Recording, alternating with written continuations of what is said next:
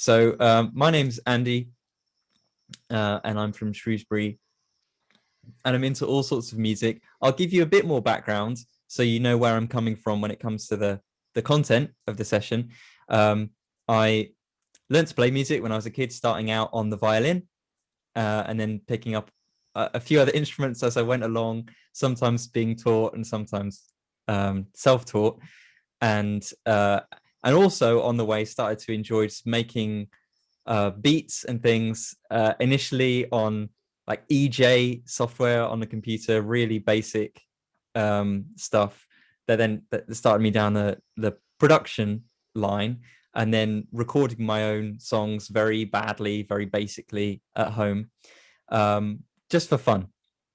And to cut a long story short, I did a lot of it for fun, to the point that I, am now doing it as part of my job and offering recording services to other people, usually locally, as well as producing my own music and releasing it, but very varied. So some of it is Christian music. A couple of years ago, churches in our area of Shropshire produced an album of songs that we'd written. So I did the recording and production work for that. But I've got my own music is electronica at the moment. I've got an EP coming out this month, but it's all instrumental electronic stuff. I'm really into jazz as well, and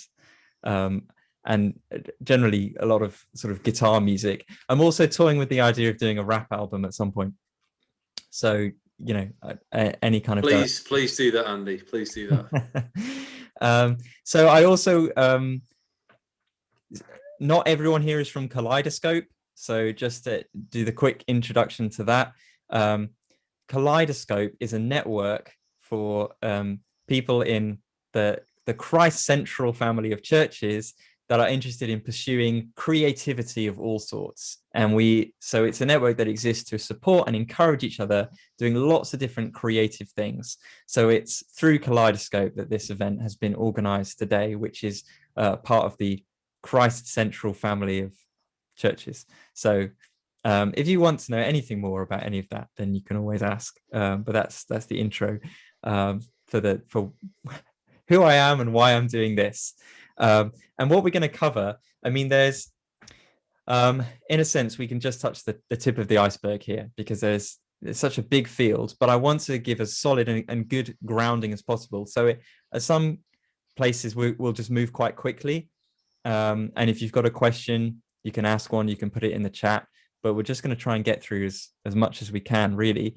We'll be looking at a recording setup, how to get a good recording, the fundamentals of recording with microphones, and the fundamentals of mixing and mixing well. So we'll just be looking at those, trying to set the foundations, the principles that you need to record well and to mix well. Those are going to be our key points. So we won't go into too much the details of different software. We did a little survey to see who was interested in this, and everyone uses different software. So we're not going to focus on any particular one. We're going to do principles that apply across the board. And see, hopefully it'll be useful. But if you've got a specific question you want to ask, then you can, please shout. So we're going to start by talking about recording. I'm going to introduce the first concept, which I will do by sharing my screen with you, because I've got for a couple of sections just a slide, and we're not going to go into Ableton yet. Right, so my slides disappeared. Here they are. Okay, this is what I call the quality chain. Right. It may seem like spelling out the obvious, but this quality chain is helpful for breaking down the process and identifying what belongs where, focusing on individual points of the recording process, and also identifying which bits need the work. And when it comes to your efforts to learn and grow and develop, which bits you might want to work on. So the good song is where it starts. The good performance, because if you're recording playing or singing, then obviously that you want that to be good.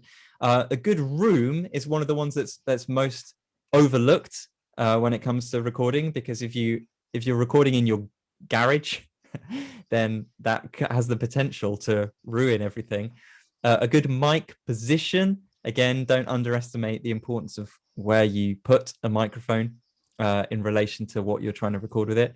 A good mic, a good preamp, which is what the what the mic runs through normally to get into a computer.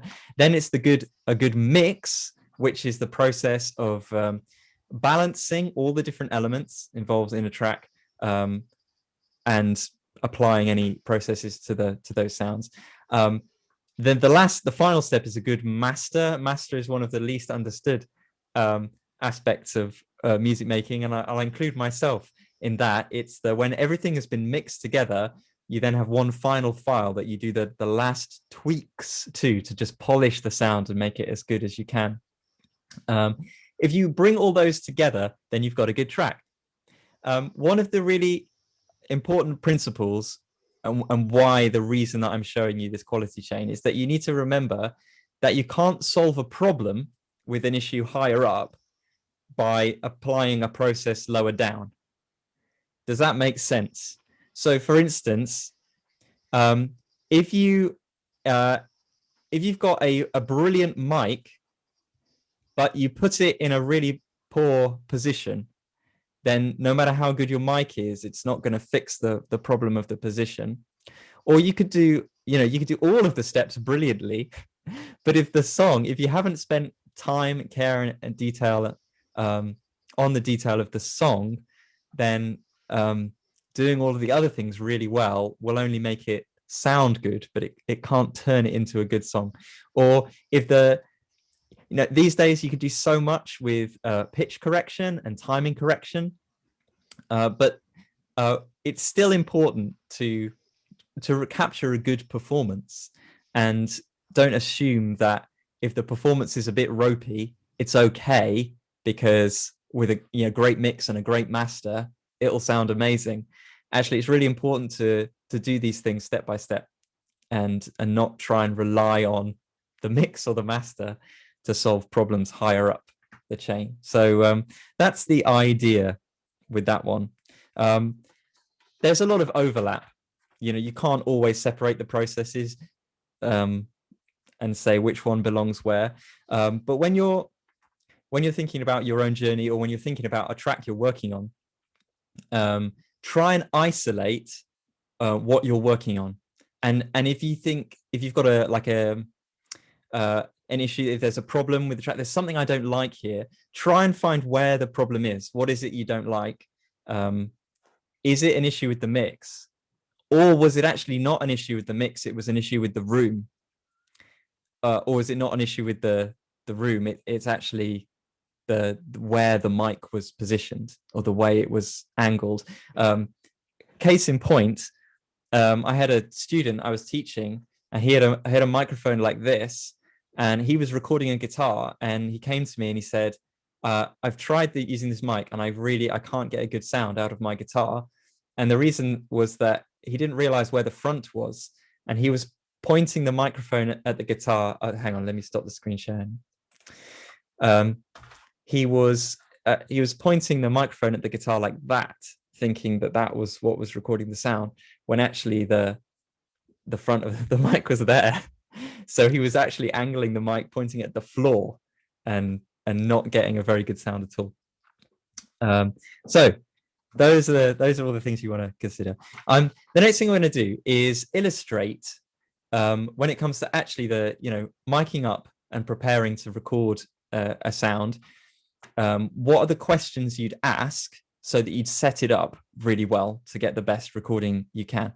Now, obviously, not everyone records with microphones, because you might be recording from an like a keyboard that you just plugged straight in, or you might be recording MIDI, where you're playing a MIDI instrument that just records MIDI, and there's no audio recording actually involved in that. But a lot of what you'll be doing, if if there are vocals involved, you'll be using microphones. And for most instruments, use microphones. For guitars, sometimes people, if you have an electroacoustic guitar, people think that they should plug their guitar in and record it from the pickup. But the vast majority of the time, the sound you get from the pickup is a lot worse than the quality of sound you'd get from miking up a guitar with a decent mic. Does anyone have any questions they want to ask before I go on to the next little bit? Okay, cool. So this is how to set up to get a good recording. So these are the questions. The first question is, which microphone should I use? And if you're starting out, this might be, which microphone should I buy? If you're looking to start recording, if you're fortunate enough to have a number of microphones already, then your choice is, which one am I going to use for the particular job? So I'm going to just show you a few of the microphones I've got and talk about the basic kinds that there are. The most common are dynamic microphones and condenser microphones. So I'll show you some dynamic ones. The two iconic Shure microphones, you've probably seen this one all over the place. It's the Shure SM58, and it's used for vocals mostly in live settings. But I've also got its younger sister, the Shure SM57, which is also used a lot, but more often for like miking up guitar amps and drums, snare drums, and things like that. So dynamic mics are less sensitive, and so they're usually used for close miking, loud sources. They're also great if you're in a live situation or a situation where there's ambient noise or the room doesn't sound very good. So you need something that's going to be less sensitive, that's going to pick up less of the noise that's going on around and more of just the source, the thing you want to record. So they're dynamic microphones. Then you have condenser microphones. So yeah, these are the two examples. That's the one I showed before. So these are large diaphragm condenser mics. You can probably just about see, if I angle it properly, the diaphragm is the part inside the capsule in the center. That's the thing that responds to the sound waves, that vibrates. So you can see it's bigger in these, which is why they're large diaphragm. And with condenser mics, they're more sensitive. So you tend to capture more detail, particularly at the top end, the higher parts of the sound. The large diaphragms can make things also seem sort of larger than life. So most sort of studio vocals will be recorded on one of these, but also a lot of instruments will be, because you get more of a sheen or like a pristine sound, perhaps.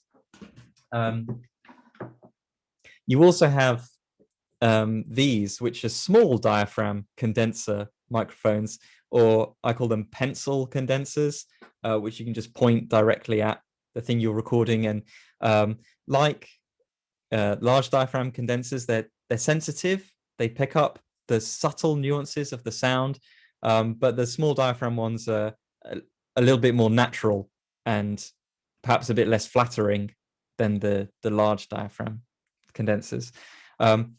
There are other kinds of mics as well. There are ribbon microphones and contact mics. I don't use any of those, and it becomes a little bit more specialized, but it depends what you're trying to record and the sound you want to capture. Another thing to consider is the thing called phantom power, which is just worth remembering when you're setting up, that dynamic microphones don't need any kind of powering, whereas condenser microphones actually need a source of power to make them work and send a signal that's big enough. And so what you'll see on a PA desk or on an interface is normally a little button that says a phantom or plus 48 volts, which is the same thing. That means it's going to send power to the microphone so it can send a signal. And that needs to be on when you're recording with a condenser microphone, and it doesn't when you're recording with a dynamic. You hear scary stories about like not disconnecting or connecting a microphone with phantom power on because it can do bad things to the mic. So I always try and follow that rule, even though I'm not sure it really does. Do you know what I mean? It's just best to stay on the safe side. Anyway, Sorry, Andy. Sorry if this is a stupid question. Happy to open up the stupid no question. stupid questions. Well, that's what I thought, and you're a gracious man. Why do dynamic mics need power and phantom power and condensers not? What's the difference in their makeup that means one needs it and not the other? It's the other way around. So it's sorry. Whatever I said, I meant what you are about to answer. Yeah. It's to do with the way that they convert the sound wave into the electronic signal. So a dynamic mic is called dynamic because it's got a component that actually moves inside it. And basically that movement is enough to create a significant voltage, a voltage change in the signal that gets sent down the cable. But that also is why they're less sensitive, because there's a thing inside that you've got to make it move. Whereas the condensers just have the diaphragm, which is like a membrane. So its movement is much more slight and subtle, which is what makes it more sensitive, but also means it needs like extra voltage so it can send a signal that gets read strongly enough. Right. Does that answer the question? It does really well. Thank you. Okay, no worries. So let's say I want to record me singing in this room. That's the situation. So now what choice am I going to make when it comes to which microphone I'm going to use? Now, for recording vocals, I normally like to use one of the large diaphragm condensers. And my favorite one is this one, the AKG C214.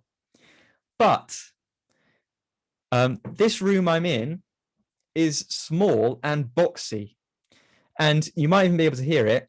If I go a little bit back from this microphone, and if I were to sing Amazing Grace, how sweet the sound, then you might be able to hear a bit of like the sound of the room coming in through the mic. And it's not a particularly nice or natural sound. And the condenser mic, because it's sensitive, would pick that up, would pick a lot of it up. So if this is the room I'm recording in, then I'm going to switch and I'm actually going to use this one, which is going to get less pristine top end on my voice, but is going to minimize the effect of the room. So that's my first question answered of the mic choice. The second question is, where should I put the mic? And there's two elements to this question. There's where in the room you record, but also how it's how far and where related to the sound source, which is me. So every room is different, but just be aware that the room you're recording in, you just need to think about the fact that sound is bouncing around all the time. And whenever you make a noise, it's going to reflect off the walls and go in different places. And there might be some places of the room where lots of those reflections are coming together and causing a build-up of sound. And it normally builds up in certain areas, certain frequencies in the sound spectrum. And that can then cause a problem, because if you have a build-up of frequencies, if they're low down, then the result is that it sounds muddy or boxy. or if they're high up, then it can sound tinny or harsh or brittle. All these great words that you get to use to try and describe the effect of the sound. So you might need to just experiment with the room you're in. Do you get a different sound in the middle of the room or in a corner of the room? Because it's likely that you do. So in this room, I basically I want to point my mic into open space, but I don't want it bang in the middle, because I think that's where more of the frequencies are building up. But also there's a question of how far I am from the mic. And again, if I put a lot of distance between myself and the microphone, then it gets a lower proportion of direct sound from my mouth and a higher proportion of the reflections bouncing off all the walls. If I record really close, then I minimize that. But the downside of recording close is you get the proximity effect, where if the closer you get like this, the more bass sounds get exaggerated, and you can hear that if I talk into this microphone like this, you can hear it sounds unnatural, and it's distorting a little bit, but it's also boosting some of the lower frequencies, which doesn't sound very nice. So for recording vocals, a rule of thumb that I use is the handspan, that I tend to record vocals a handspan away. But I might adjust it a bit. If the room sounds really nice, I might go a bit further back. If the vocals go really loud, I might go further back. If the room sounds terrible, or there's someone using a pneumatic drill outside, I'll try and get as close as I can, so it's getting more of me and less of the noise. The next question is, how can I minimize other issues that might pop up? So one of those issues is to do with the room. You can see just out of shot here, I've got these panels, which they're not for soundproofing. They don't stop sound getting out, but what they do is absorb some of the sound, so less gets reflected back out. And you don't need panels like this. You can use duvets and blankets, but if you have hard surfaces in a room, then you'll get more of those reflections that can build up and cause problems. So soft furnishings, duvets and blankets in strategic places can help minimize the amount of reflection that you get. And this can really help if you're a bedroom producer and the only option you have is to record in your bedroom, then just hang a duvet up, and it will tame a bit of that. The best place to put it is facing the microphone. So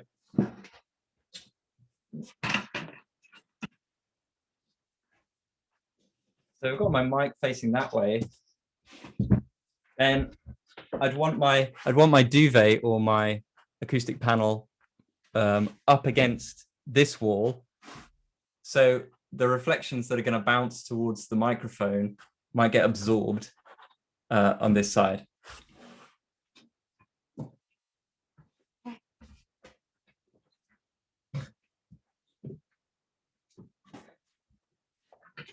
Okay. An issue that is specific to recording vocals is the popping. There are certain consonants that send air rushing at the microphone. Oh, Wiseman, you got a question? Go for it. Yeah, just a quick question. With regards to the room treatment, because I've heard that for some people it can be quite I don't know, maybe you can tell me. I've heard that it can be expensive. So I've seen certain people like use a blanket and they've sort of like covered themselves over the mic. Does that actually work, where they put a blanket over their head and sing into the mic and stuff to sort of reduce that? Yeah, I've never done that one myself. it works, but you'd need it to be pretty thick, because the lower frequencies need thicker stuff to absorb it. So if you've got a really thin blanket, then it won't actually do very much. But if you've got something quite thick and heavy and you can put that over, then yeah, Okay. that'll do the job. Thank you. And you can also get screens, like foam screens that go around behind the microphone. And the idea there is that it captures the sound as it's like leaving your mouth before it goes bouncing around the room. So that sort of idea as well. The other thing I was talking about was the pops. So you'll probably see people recording vocals using one of these attached to the mic stand, which you clip it on and put that in front of the mic. And it catches those bursts of air. So when you're singing and you get to the p sound, you can hear that in the mic here. P. It really just catches them out, so you don't get those big spikes whenever those consonants appear. Okay, so the last question is what am I plugging my microphone into? So I've chosen the mic, I've got it set up, I've positioned it, I've minimized any problems I might get, and then you plug it in. Now, again, you probably don't have a choice. It's not like everyone has loads of interfaces and mixing desks lying around. But if you're starting out, then you probably just choose an interface that you're going to buy. But it's just to bear in mind the fact that this has an impact on the sound. That after the signal's been recorded, it hasn't yet been recorded, it's been received by the mic turns it into an electrical signal and sends it into a box of some kind, and that box has the job of converting that from an electronic signal into digital, so that it can actually be manipulated and processed on my computer. So that box, that you might call it a sound card, or you might call it an interface, or you might have a little mixer, or you might have some kind of desk that you use. Just remember that has an impact on the sound. The preamps that it uses, the quality of those preamps, and the way it encodes the electronic signal into digital, analog to digital, has an impact.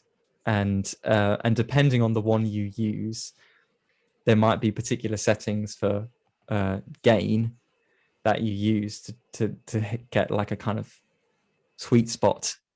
But that it's like specific to the gear that you've got. So I won't go into that one loads, but just to be aware of it. So that was my whistle stop tour of setting up to record, focused on vocals. If you're recording an instrument, let's say you want to record someone playing the cello, it's different, but you're asking the same questions. Which microphone suits this cello and this situation in this room? Where should I place it to get the best sound from the cello? Are there going to be any issues or problems that might arise? How could I minimize those? Thankfully, you won't get any pops from a cello. And then any settings that you need to set up on your interface. So, any questions on that, on the recording side of things?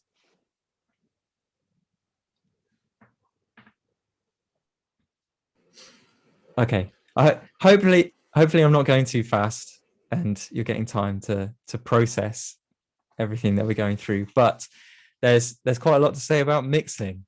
So, in fact, recording is perhaps a more intuitive thing, because the actual engineering of recording is the things that you're doing in the real world, real microphones and cables and instruments. Whereas when it comes to mixing, everything is now digital and on a screen, and there's another layer sort of between you and what's really going on. So that's what we're going to talk about now, mixing, which again, to attempt to define it, it's trying to get every element that you've recorded into a good balance. So each sound by itself might need a bit of work to sound good, but it's about creating something that as a whole sounds good. The biggest frustration, particularly when you're learning how to mix, is that the answer to nearly every question about mixing is it depends. For instance, how should I use EQ? Where should I boost and where should I cut? And how do I get the sound that I want to out of this instrument? And how should I use compression? And the answers to all of those questions are it completely depends. There's no cut and dried, in this situation you do this, and in this situation you do this. And it's all about the skill of listening and being able to hear what a track needs, and then knowing the steps to be able to do what the track needs. And that only comes through practice and experience of using the tools. But there are, again, there's principles that can be really helpful. So my three like practice tips, or not just practice, but becoming a better listener. My 3 tips for becoming a better listener are to listen to a variety of music in different styles and pay attention to the details, because really I realized when I started trying to make music, I realized I hadn't even really been listening to music. if that makes sense. Like when I was recording guitars, and then I would think, why does my guitar sound nothing like the guitar in that Ed Sheeran track? And then I would go back to the Ed Sheeran track and listen to the guitar and think, there's actually a lot less low end in that guitar. And then I could then apply that in how I was recording. So the first thing is listen critically and pay attention to the details of listening to music, and listen on the best sound system you can. So that might be a set of good headphones, or if you've got good speakers or studio monitors, then that's great as well. The second thing is that there are a lot of tutorials online on YouTube. You can watch people do professional mixes, and that can be it can be really useful. Sometimes they might just be doing things that are so far outside of your experience that it isn't that helpful. But yeah, search around. There's a couple of YouTube channels that I would recommend, which are Recording Revolution and Produce Like a Pro.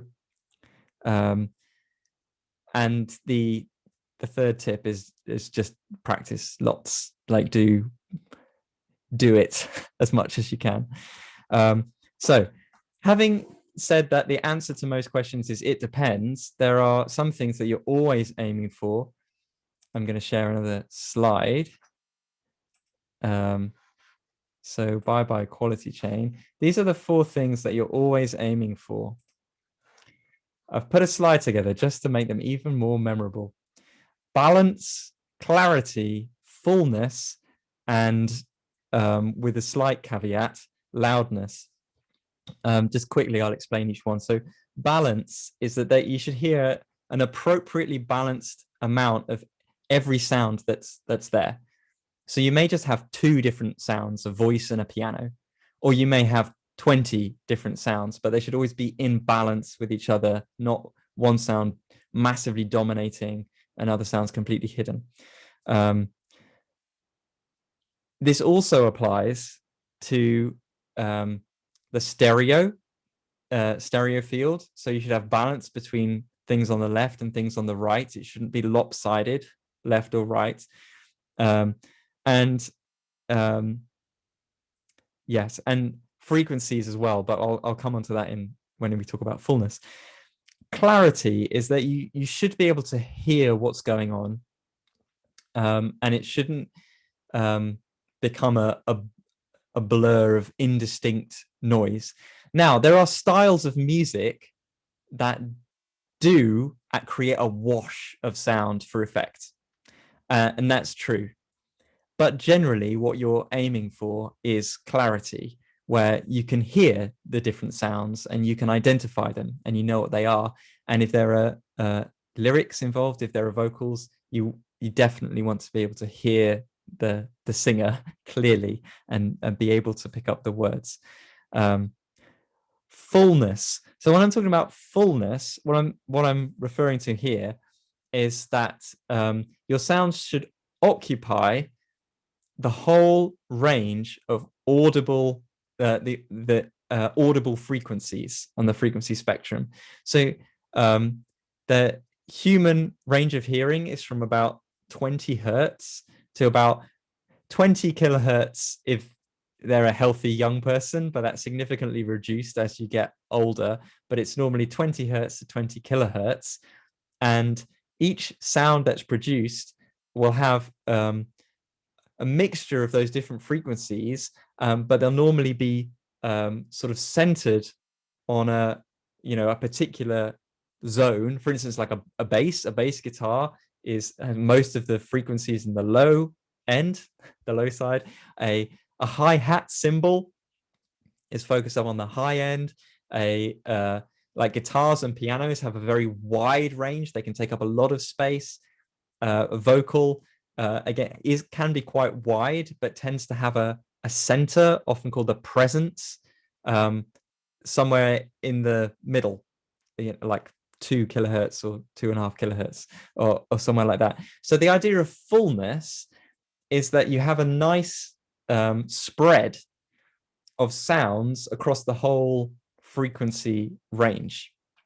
Now you can get that with just a guitar and a vocal, because the guitar can fill the space, and then the vocal can like sit there nicely in the middle. So it's not about packing it with stuff, but it's just being aware of what different elements there are. And I keep doing this, you can see with my hands. I'm sort of illustrating a nice curve that you generally want to aim for, which is, bear with me here, pink noise, the pink noise curve. Have you heard of white noise? White noise is like random amounts of every frequency that just goes. Pink noise is basically white noise that sounds much better, because as the frequencies get higher, the amount of them is reduced, and so it sounds much more like shh. It's a much more pleasant sound to the ear because it doesn't have as much of the high end, and that pink noise curve is something that's good to sort of aim for in a piece of music, that you represent every frequency in the spectrum, but as you get higher, the amount starts to taper off. What's slightly counterintuitive there is that there aren't as many sounds that actually get that high, so you might end up having to boost the top end to make sure there's enough of it and it's bright enough, but generally that's what you're aiming for. Anyway, I better move on. Loudness is controversial because generally the ear it gets drawn to things that are louder, and there's this whole thing called the loudness wars, where commercial tracks were always competing to be made louder and louder and louder, so that when they're played on radio, they would pop out and stand out, and your attention would be drawn to that track. But to get that loudness, sometimes you have to squash and squeeze the life out of a track, and so it generated a lot of complaint about the loudness wars. So there's the caveat is you don't always just want to make it as loud as you possibly can, but if you want someone to listen to your song on YouTube and if they've just listened to a Justin Bieber track and then they listen to your track needs to be loud enough that they don't have to reach and turn up their speaker. Otherwise, well, that's a general rule of thumb. If they're a friend, they'll listen to it and they'll love it and it'll be great. But if you want to attract attention, then you need to have a competitive level of loudness. So these are the things that you're just always aiming for all the time. do you want me to clarify any of that? Because I feel like it's starting to get a bit more technical now.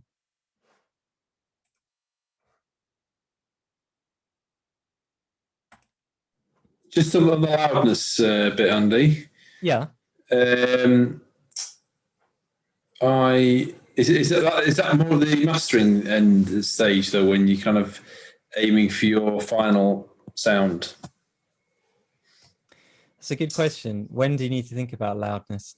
It's part of the mastering process is to bring the track up to level, up to the loudness that you want it to be. But the processes that help you make the track loud begin right from the very beginning. For instance, if you didn't use a pop filter, so there are big pops like that in your vocal track, they will come out as like peaks where the level goes really high. So the first thing if you didn't record with a pop filter and you've got them in, then you could try taming them in the mix and actually scooping out those frequencies. And then if you don't do that, then that limits how loud you can make your track, because if you make it higher than a certain level, those peaks are going to pop out the top and clip and it will distort. So it's the mastering where you bring it all up, but how you recorded it and how you mixed it affects whether you'll be able to master it okay, level or not. Yeah, that makes sense. Yeah. Any other questions on that? Okay. So with those things in mind, you have loads and loads of decisions to make. So I'm gonna share another principle. Again, we're talking general principles that helps you achieve balance, clarity, fullness, and loudness, and helps you make decisions, whatever kind of track you're working on. So, gonna go to another screen share, and this is 3D mixing, three-dimensional mixing. 3D is a metaphor here. It's not actually hearing something in 3D. It's just a way of thinking about the sound that has three components to it, and you can use this picture to think about them as being somewhere in this space. So let me explain it. You've got from left to right the stereo image. So when you're mixing a track, you can pan sounds, you can keep them in the center, you can pan them to the left, you can pan them to the right. Basically, you can do other things like having a slightly different sounds on the left and the right, and you can have delay that's slightly different on one side than the other.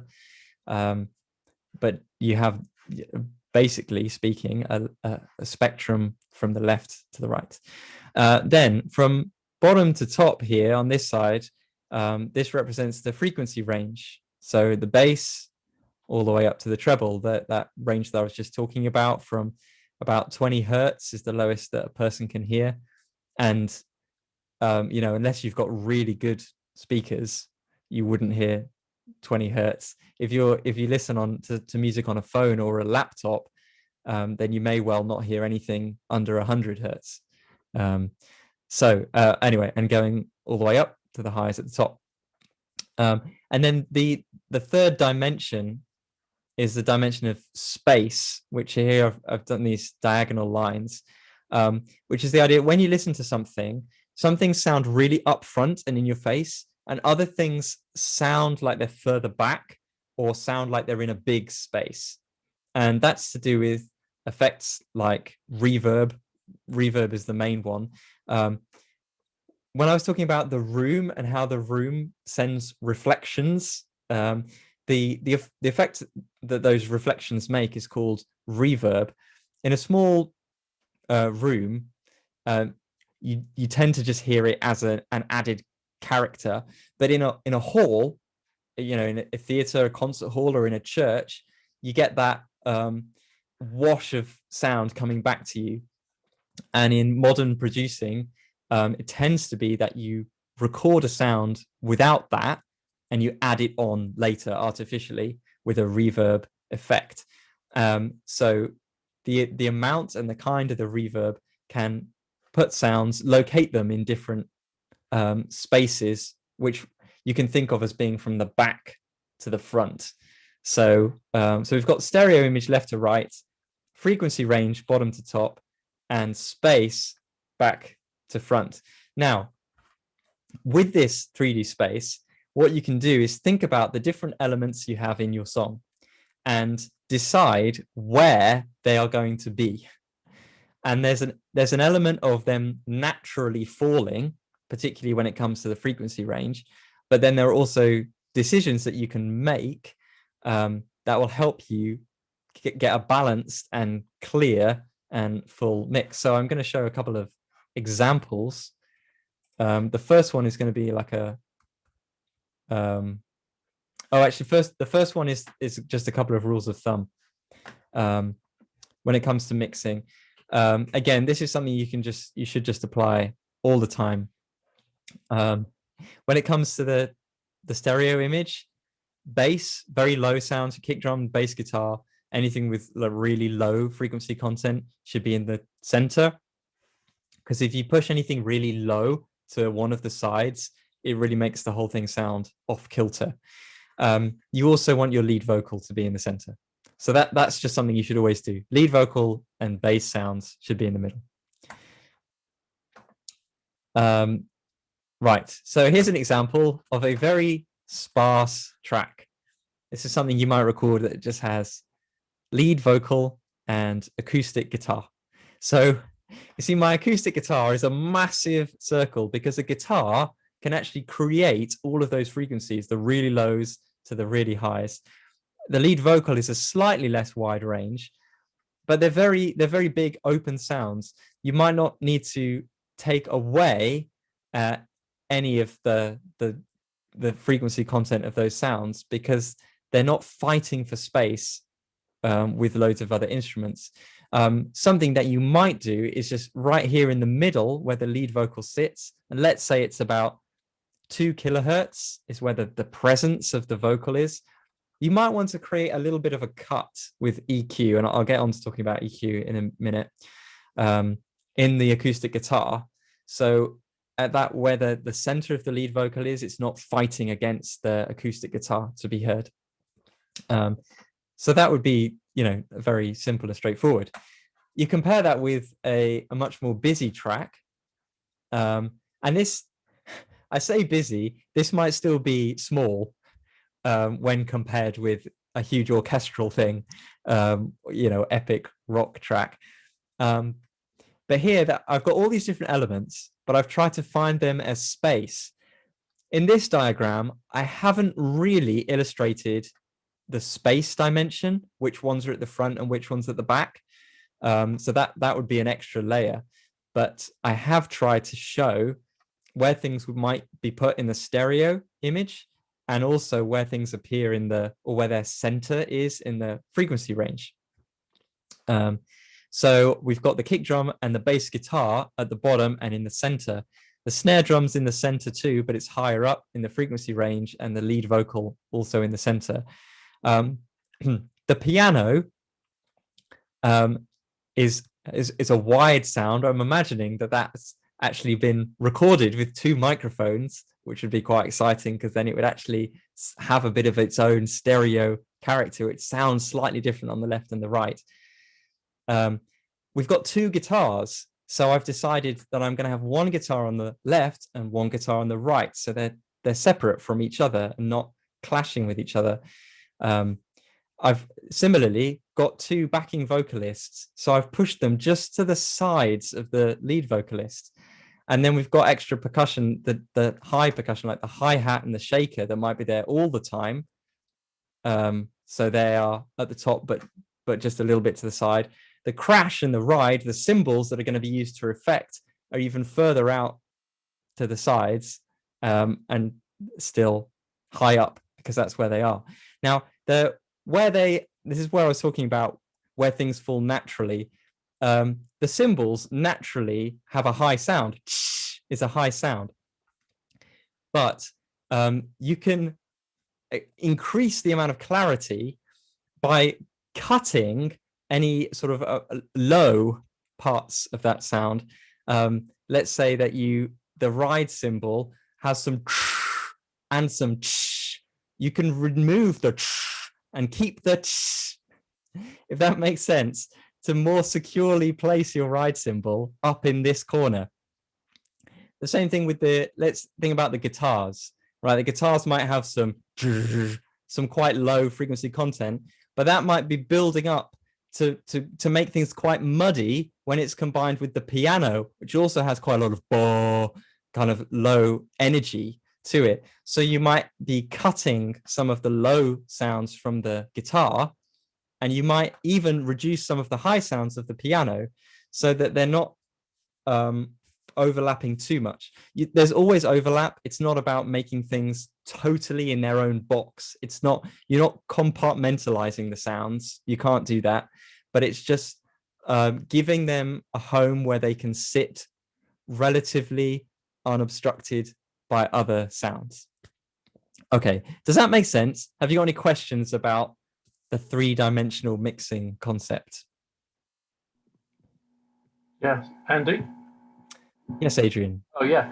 So is the main reason for doing that, because intuitively you'd think that you'd want to leave the thing to sound how it sounds naturally, but is the main reason for, if you like, cropping it so that you can then hear each thing more distinctly rather than the muddy combination? Yeah. Yes, that's absolutely it. Because you're right. If you go around chopping up the sound of a guitar and taking out loads of frequencies, it will start to sound bad. It will sound wrong. But if you cut a portion of the guitar where there is a very loud piano, then when you listen back to that, you won't necessarily notice that it's missing because you'll be hearing the piano there. Right. So you don't want to chop things up to the point that they sound unnatural.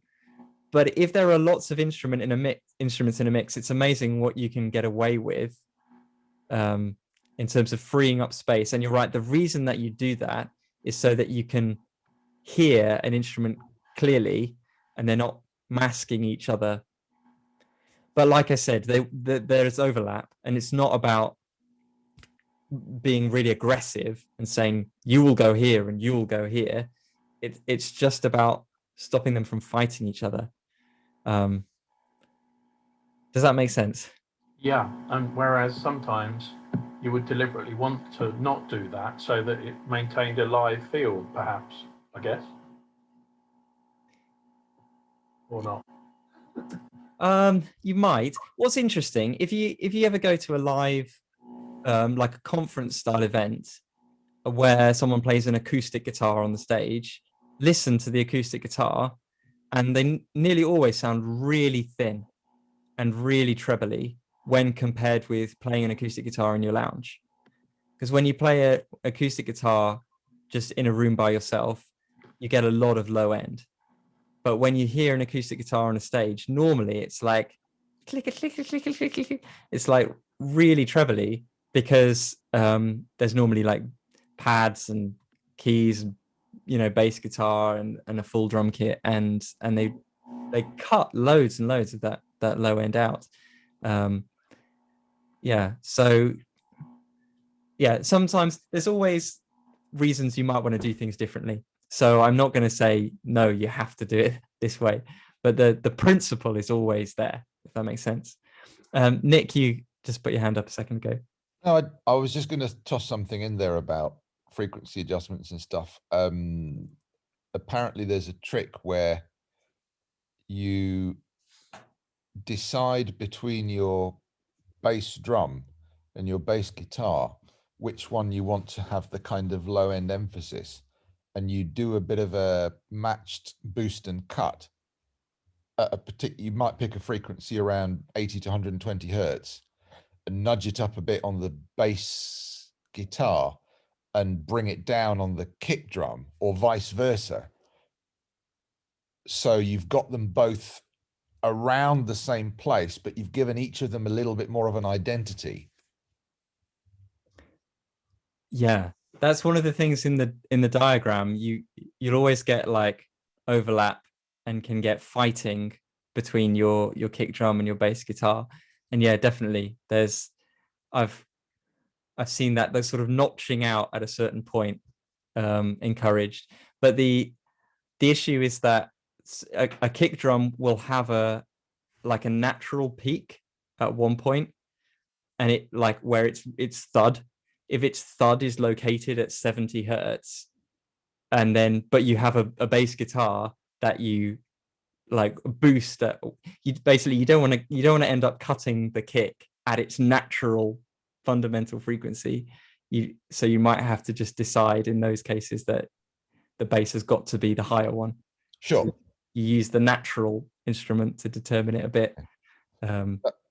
I'm sure other programs do. That's one of the things I like about GarageBand, that it gives you a nice waveform in the EQ analysis for each instrument, so you can see what they're doing.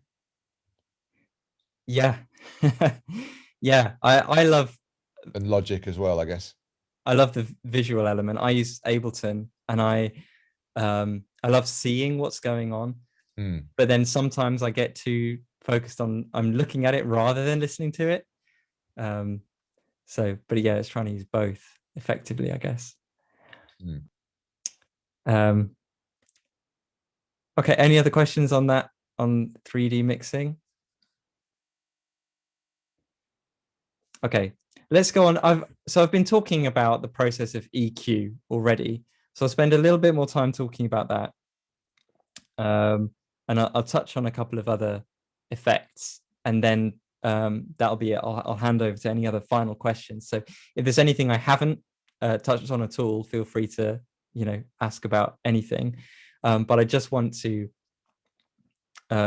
quickly look at the main effects, the main processes that you'll want to do, and sort of explain why and how you might use them. I've got some demos that I'm going to show you. Hopefully,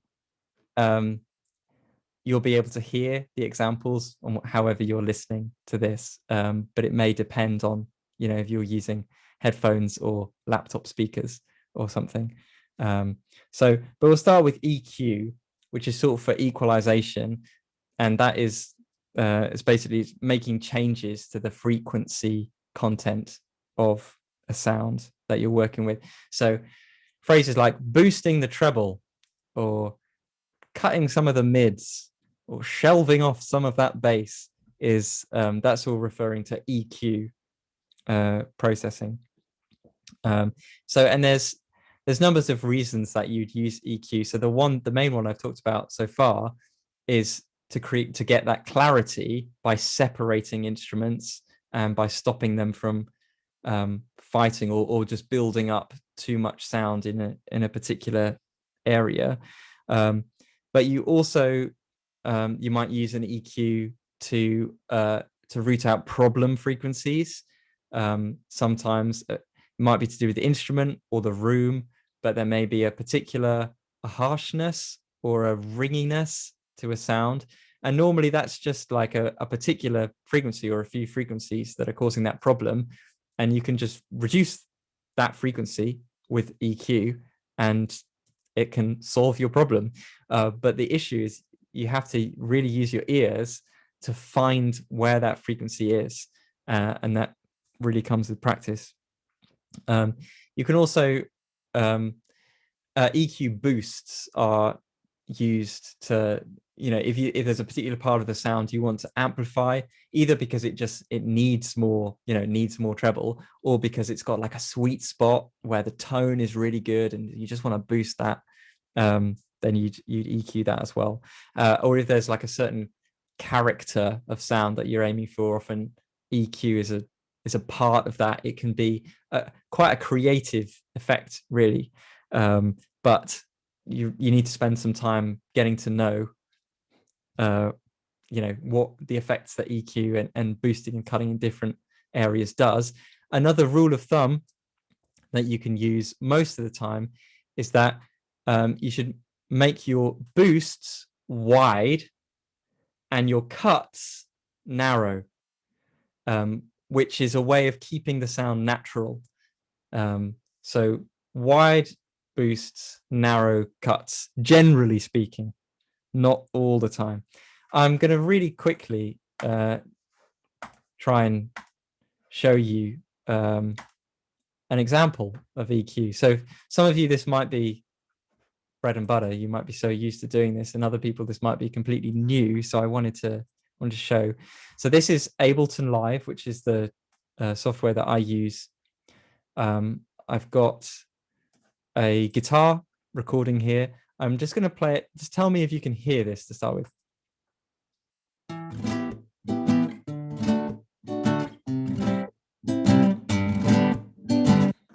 Is that coming through all right? Yeah, that's fine for me. Okay. So talking about the visuals, here you can see in the EQ,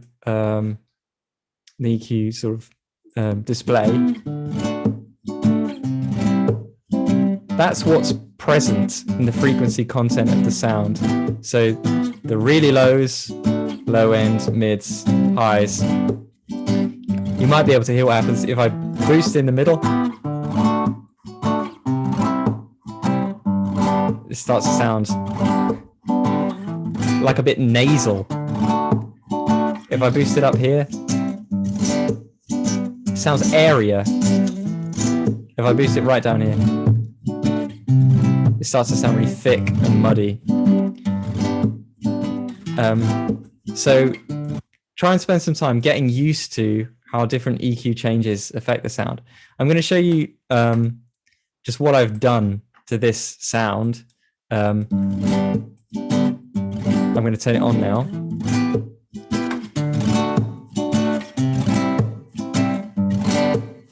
And then back off.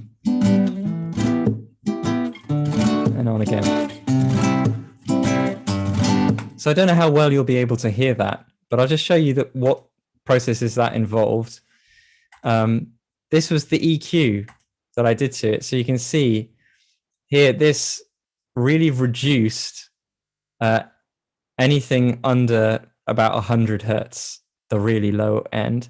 I also made some cuts. What's that, about 220 hertz and about 400 hertz, where it sounded a bit thick and a bit too muddy, and a significant boost at 10K because I wanted to give it some more air. So that turn that off. That was how I EQ'd the guitar. There is also compression and there's also reverb on that guitar sound, which is all part of trying to give it more life and sparkle, and also trying to get it to sound a bit louder. Okay, so that was EQ. I want to go on to compression because compression takes a little bit of explaining. Just quickly, give me a thumbs up if you are used to using a compressor in making music. Lots of this. I'll take that as, yeah, I use it, but that doesn't necessarily mean I know what it does. Yeah, sometimes sort of described as like the dark art of compression. Okay, apologies if you already know what it's doing. But imagine that you have the sound wave that's been recorded, and it has loud bits and it has quiet bits. The problem with just turning it up is that a loud bit, a peak, goes too high, it clips, and once it goes above the sort of threshold and it's clipped, then you get distortion. It doesn't sound very good. Compression actually originates from radio, where people talking on radio, the human voice has one of the widest dynamic ranges there is. And if you want to listen to someone speaking, you want the volume to be fairly consistent, so you don't have to keep turning the radio up and down. And it can be quite hard, even for a trained radio presenter, to speak at exactly the same volume all the way through, particularly when there are certain consonants like those p sounds that really pop out and create a big peak. So for this problem, they invented compression. And the idea of compression is just that anytime the signal goes above a certain level, which is the threshold, the compression threshold, then it gets squeezed a bit. So let's say this is your big peak, and let's say this is your threshold level here. Then at this point, the compressor starts to activate and starts to squeeze this peak so it can bring it down lower than it originally would have gone. This means the dynamic range of your sound gets shrunk. If you shrink the dynamic range, you can actually make the whole thing louder. So that was the initial application, was to have radio presenters able to speak at a more consistent volume. So if you couldn't turn it up like that, because then you're clipping and distorting. So you squash it first with a compressor, just acting on those peaks, and then you can turn the whole thing up, and it's more consistent. So the different parameters in the compressor would be the threshold, which is at what point it activates. The threshold can be quite high, so it only really squashes the very top peaks, or the threshold could be lower down and actually is doing a lot of squashing to a lot of the sound. If the compressor's low, then it's actually squashing the sound all the time to some degree. Then you also have the ratio of compression, which is basically how squashed do you want it to be? Because let's say this is your threshold. If the peak's going up like that, you can have an infinite ratio of compression, which basically means it doesn't let it pass that point at all. As soon as it gets there, it's a flat line, and then it comes back down again. That's just limiting, and you get limiter effects as well that do that. And it can be useful, but it can also give you a really squashed sounding sound. A ratio of 1 is also no compression happening, but a ratio of 2 would be it squashes it by like 50%. The curve is 50% of what it would have been. So those are the parameters, which mean you can use, there's no like one size fits all for compression. You can have very, very subtle compression that just gently squeezes things, or you can have very aggressive compression, and the impact that it can have can be hugely wide ranging. You can have compression that kills a sound and makes it absolutely lifeless and dull. You can have compression that makes something really more punchy and meaty and more aggressive. Or you might use it, like with those original radio presenters, to make something more consistent and more even. You might use it to make your track overall louder. That's one of the tricks to making a louder track is compression. You might use it on individual sounds to change the character of the like change the guitar character, or make the vocal more even, or tame the bass. But you can also use compression on the whole mix, or on a group, or on the mastering phase. A little bit of compression on the whole track, just to glue everything together, and just a bit of squashing, not to change the character of the sound, but just to bring all the elements together so they sit together.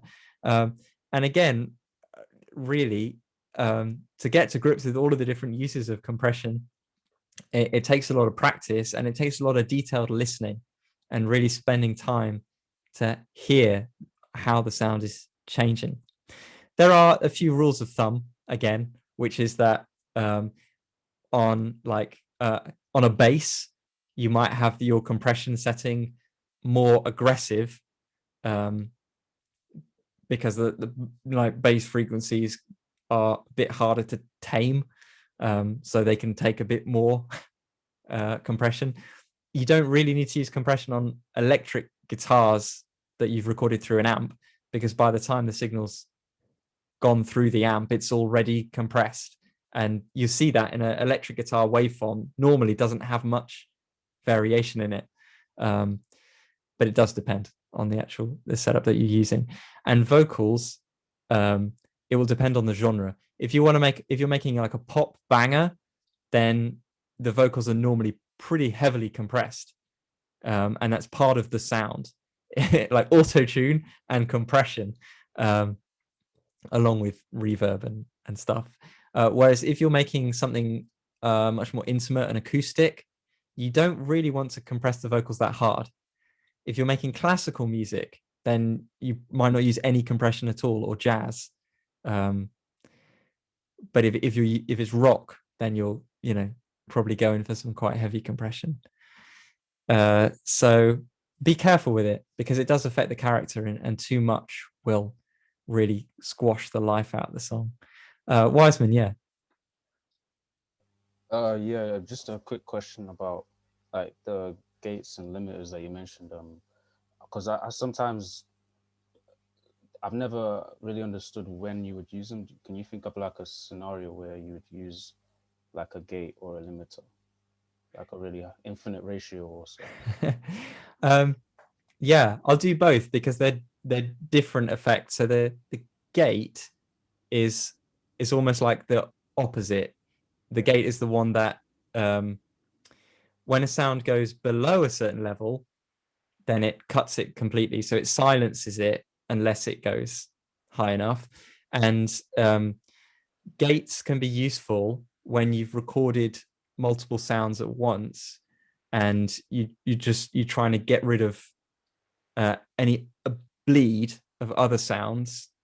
So for instance, recording a drum kit, like there might be 9 different microphones on different parts of the drum kit, and so you might have mics on each individual tom, but because all the other drums are really loud as well, that tom mic is going to pick up the snare and the bass and the cymbals as well. So you might put a gate on that tom track, so that it only plays, you only hear something when the tom sound happens. And that's because it's the loudest one. You set the level so that it opens the gate when the tom strike happens. Yeah. So you hear that, and when the tom's finished, then everything else is gated out. So yeah, that's one example of when you'd use a gate. Limiting, generally for me, it tends to be on the master. So there might be sometimes if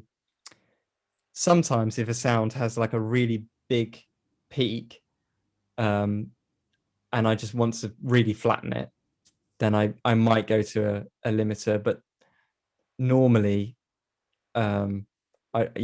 compression is enough.